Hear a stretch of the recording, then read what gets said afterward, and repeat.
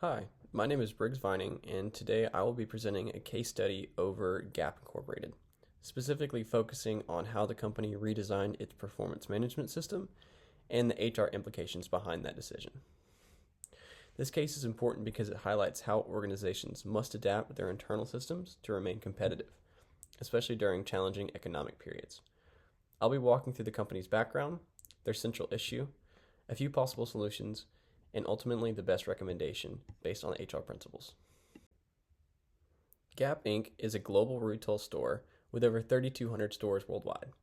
During the Great Recession, this company experienced declining performance, which forced leadership to rethink how they managed employee performance. Their old system relied heavily on annual rankings and forced evaluations. While this approach was common, it created and cultivated a negative culture, reduced transparency, and failed to truly improve performance. As a result, Gap introduced a new system called GPS, or Grow, Perform, and Succeed. This new system focused on communication, transparency, and continuous improvement rather than just evaluation. So starting with the company overview, Gap operates in a highly competitive retail industry and also manages several major brands, including Gap, Old Navy, Banana Republic, Athleta, and Intermix. This company employs around 140,000 people worldwide, and importantly, the majority of these employees work in the retail stores. This is significant because retail environments are very different from corporate headquarters. Retail employees face faster-paced work, higher turnover, and different management structures. Based on this, and because of this, aligning employees' performance with business goals becomes a major priority for this company. The original performance management system that Gap had been using in the past had several major issues. First, it relied heavily on annual reviews, which meant feedback was delayed and often not useful in real time. Second, it used a forced ranking system, meaning employees were compared against each other rather than evaluated on their own performance. Third, bonuses were tied directly to these rankings, which created competition instead of collaboration between employees. Overall, this system lacked transparency, created frustration among certain employees, and required a lot of administrative work while doing very little to actually improve overall performance. To address these problems, Gap introduced and created a new system that they called GPS, or Grow, Perform, and Succeed. This system eliminated annual ratings and replaced them with continuous feedback conversations through what they called quote-unquote touch-based conversations. It also shifted the focus to fewer, more meaningful goals that align with business performance and that was actually attainable for employees. Instead of also rewarding seniority or other different ranking systems, this system emphasized actual performance and development of their employees. Overall, the GPS system promotes a growth mindset and improves communication between employees and managers, which in turn leads to better engagement and results in the end. The central issue that is found in this case is whether Gap should expand their GPS system to include retail stores as well, not just their headquarters. This is not a very simple decision because the retail environment is drastically different from the corporate headquarters. Retail stores experience high employee turnover, larger teams per management, and a much faster work environment compared to corporate offices. So the question becomes, should Gap implement GPS in their retail? And if so, how should it be adapted to fit these new conditions?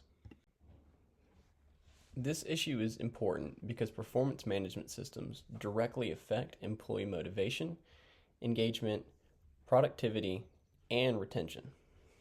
If Gap does not address this issue, they risk creating misalignment across their entire organization among their different brands and stores.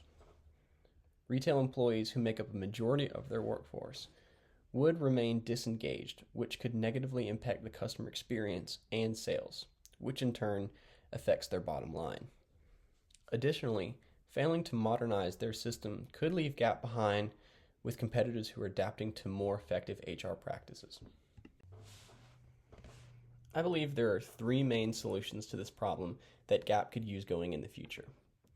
The first option would be to fully implement their GPS system, or Grow, Perform, Succeed, across all stores without making any changes. While this would create consistency across different departments and brands, it ignores the unique challenges of the retail environment compared to a headquarters. The second option is to just keep the old system in stores and to only use the GPS in headquarters. This may be easier in the short term, as it is easy to implement, but it would also create inconsistencies and would limit the overall effectiveness of the new system. There could also be frustration and communication issues between different brands and employees as a result of this. The third option, and the most effective one, is to adapt GPS specifically for retail stores.